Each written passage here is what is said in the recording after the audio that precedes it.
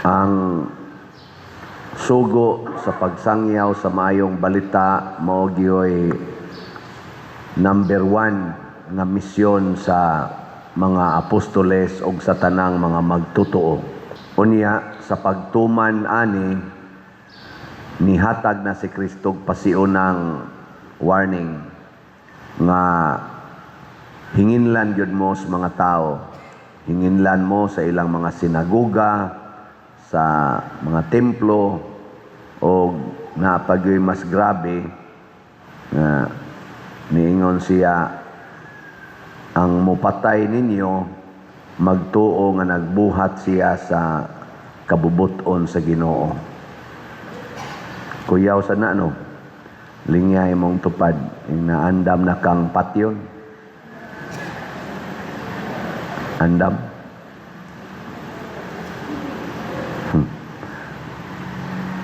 Kinsa man ning gipasabot ni Kristo nga mohingilin og mopatay, away lain kana rasang suod nimo, kauban sa simbahan, kauban sa katilingban, kauban sa panimalay. Mao ra sa nimo hingilin ang mohingilin katong laing tao, kana gyung kauban. Nya unsaon man ta paghingilin? Naay daghang paagi. Naay legal, naasay illegal, naasay psychological, naasay emotional. Depende lang unsay available. Nang litan ron imong asawa wa na kauyo nimo, o imong bana wa na kauyo nimo, sigihan kag torture emotionally. Nya og di jud ka mo pahawa, panagsaan og physical, kulata. Ana. Nya di jud kang pahawa, basig legal, ikihan na jud ka, mo divorce nimo, makig-legal separation. Mo na mga pagpanghingilin or patyon jud ka. Ana, ipakuot ka. Yung suhol og taong patay. Haron lang yung kamawa na gyud sa ilang dalan. Nganong mahitabo man nga unta ang mensahe nga gipadala ni Kristo para aning mga tawhana nga iyang giwarningan, maayo mang balita. Kalisod ana nga ang maayong balita kalagutan na noon, kamo maglagot mo sa maayong balita. Di oy, ang daotang balita mo'y atong dumtan. Ang maayo manggong balita sa Ginoo lahi sa maayong balita sa tao. Ngilingay mong tupad ing na unsay gibalita sa Ginoo nimo gahapon. Na kay nabati nga maayong balita sa Ginoo gahapon.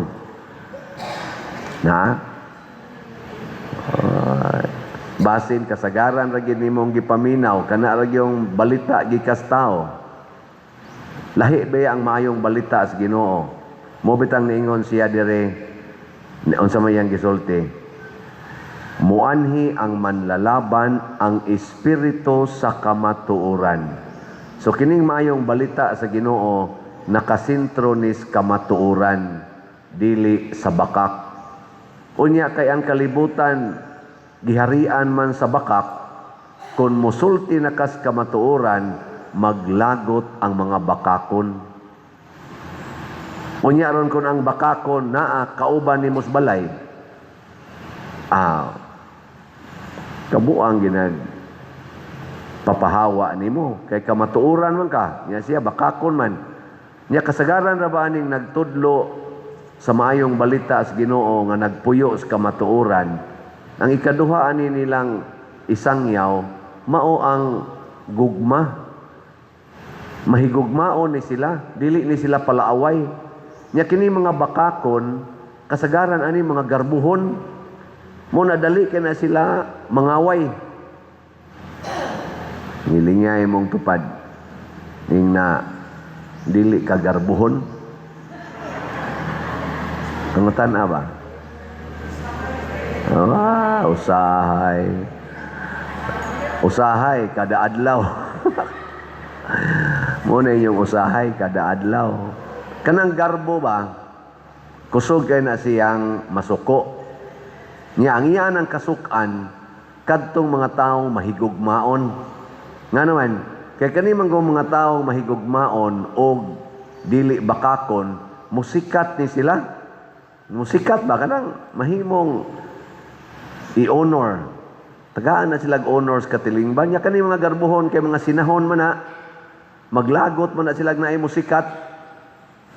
Ay kinsa man dayroy ni sikat di ay sa ato mga politicians. Marcos Group, Duterte's Group o Pinklawans Group. Secret. Kinsa may taas og rating karon ba sa kana mga survey sa rating. Marcos Group, Duterte's Group o Pinklawans Group. Na diya social media. O na, maglagot. Kinsa maroy kagubtan sa mga tao kung musuroy-suroy sa publiko. Marcos Group, Duterte's Group, Pinklawans Group. Na siya. Kana sa politikal na. Bisag ari ka diri simbahan.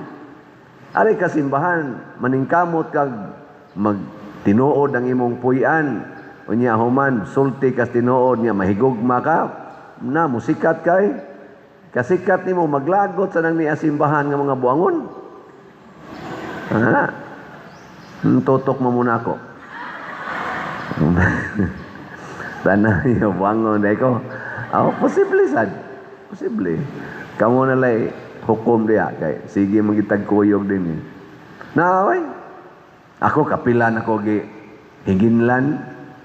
Di sa kumuingon nga tarong yung kay ko. Di sa kumuingon nga mahigugmaon kay ko. Pero matod pa ni San Pedro sa iyang sulat, mas maayo pa ng dumtan tatungod kay nagbuhat ag maayo kaysa dumtan og daog-daogon tatungod kay nagbuhat ag dautan. Muna nakanindot kay limpyo ba ang atong konsensya. Karon bitaw na nasay rumor nga ninggawas na kuno ang warrant of arrest gikan sa ICC para ni Senador Bato de la Rosa. Namura sa nag-ilan ang ipabuto karon niya niingon dayon ang atong DILG secretary nga mag-andam kuno sila 10,000 ka mga ligon nga mga sundal o kanang pulis baka to para mudakop ni Senador Bato de la Rosa. Maghunahuna ko ba, di man ko legally expert, pero sa ako lang pagpaminaw ba sa kanang mga explanation diha sa mga lawyers, hasta katong gihatag nga judgment or hukom gikan sa Supreme Court adtong last year, niingon gyud diha nga dili pwedeng ang korte nga kanang foreign court like ICC moderitso og implement sa ilang warrant of arrest or search warrant ba dinhis Pilipinas nga dili moagi sa atong mga local courts. Mo na ginay standard nga gi-implement sa Supreme Court. Pasabot moagi usa sa atong korte unya ang i-serve nga warrant mauna ang warrant nga gikan sa atong korte. Murabag check upon usa scrutinize kung angayan bang i-serve ng ilang foreign decision or foreign warrant. Ngano man kay gitawag man tag sovereign country, dunay kaugalingnan, dunay independence, doon naman tayo kaugalingong konstitusyon, dili man ta under ni bisan kinsang nasod. Nganong ang atong DILG, musaad man dayon nga mag-andam sila 10,000 ka mga pulis or mga mudakop para sa atong kaugalingong kauban sa nasod nga giisyuhan kung tinuod man og warrant of arrest gikan sa foreign court unya dili pa moagi sa atong local court sama atong nahitabo ni former President Rodrigo Duterte. cellphone ra, nara sa cellphone ang warrant of arrest. Gi-arrest na ang atong former president. Pag-abot gikan sa Hong Kong, gidiritso og arrest, diretso ngadto sa Dahig. Karon to ana gipriso dito, ay siguro mabalik pa ba to diring buhi. Nya 81 anyos na, gipriso lang yapon dito. Bisa na lang untag papiyansahon para dunay interim release. Wa gyud, deprived of liberty, property, rights. Unya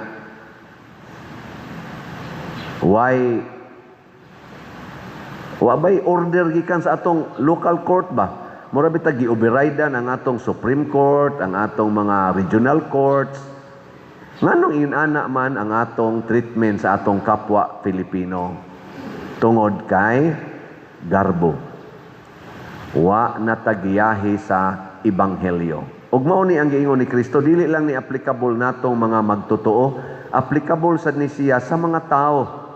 Nga doon nagi panahon nga ang imong kaugalingong kadugo, kaugalingon nimong pamilya, maorasay mo patay nimo, either politically, or emotionally, psychologically, or physically, or legally. Kay tungod sa garbo, tungod sa kasina. Unyag mo abot na gani ni, unsa may atong buhaton, ingos Kristo, gisultihan tamundaan ani, para inig-abot ana, dili na mo mawad-an sa paglaom, dili mo ma-discourage. Lingay mong tupad, na di ka ma-discourage o mga bit imong bana, na di ka ma-discourage. Hayahay kay way mga bana, niya kamo sa mga bana o mga bit inyong asawa, di mo ma-discourage. Na kamong mga ginikanan, kung ang inyong anak mukontra na ninyo, di na mutuo ninyo, di mo ma-discourage. Onya ron kung ang pare dili na palitan og raffle ticket sa parishioner, dili ma-discourage. Di ko ma-discourage oy. Pilay ato rong halin, ato ng ticket, oy, niabot na tag 10,415. Yes. Salamat kayo. Nawa, nagkaanam nagkakusog inyong pinalitan og raffle ticket. Nga naman, daghanang nakasabot nga kining pagpalit og raffle ticket usa di ay ni siya ka kaluwasan. Kini di ang atong pagpalit og raffle ticket usa di ay ni ka ebanghelyo. Gospel kini. Nganong gospel man? Kay niingon si Kristo, sell everything you have and give it to the poor. O kinsa may poor karon ang atong parokya. O kinsa may gikinhanglan sa atong parokya, nagkinhanglan ta nga mahuman ang atong bell tower. Kay naguba na sa una, gisugda na akong gisundan nga administrasyon, wa mahuman. Nya ato na rong gipadayon, nya wa sa ta dinhi Adoration Chapel, pertig yung pobriha ani kanini ang atong parokya, 163 years ni, shrine pa yun, why Adoration Chapel? Karon maghimo na ta. Ang atong CR din his una, pag-abot na ko, ang laki nga CR, mura dyan kang niid-id sa punuas lubi. Kay open man imong luyo, makita man ka dito sa mga taos luyo, kay mubo kayo ang gibutan na kanang simento, pile, kutobras imong sampot, nya inig, id-id mo dito sa bawl, iglingi nimo, akita na. Karon atong gitarong-tarong pero di lang gyapon kay tarong mo na maghimo tag bag-ong CR nga tarong na gyud. Ana. Kay shrine gud ta. Ang atong moanhi dinhi sa shrine unya moingon la id-id lang dito lubi. Ana. Unya kanang ato dihang gawas, kanang buta pumero, nagbitay-bitay na mga sin, taliabot na ra ba ang ting-uwan og tinghangin-hangin, peligro na kayo nga mahulgan ta ana. Ato sad nang trabahoon, kwarta na sad na, ato na siyang usbon, unya atong himuon nga kana mga statues of apostles, 12 apostles. Nindot na tan-awon diha, di na tama tagakan. Ano? Nya kini nga atong lingkuranan. So shrine, naana tanawa ra gud nang naong anang inyong gilingkuran. Liwat-liwat ra sad ninyo. Mga tiwasonon. Di bita joke lang na. Kaya mo sad badali asa ninyo hiubos eh. Kanang ayuhonon ato mga lingkuranan. So ato na lang ng ilisan og bag-o. Kana bang pang shrine gid ba nga lingkuranan? Muna na atong tumong nya wa sa ta dinhi social hall. Puhon-puhon sa sige ginatong tinabangay. Maghimo ta dito sa Luyo og dako kayo nga Apostolic Activity Center.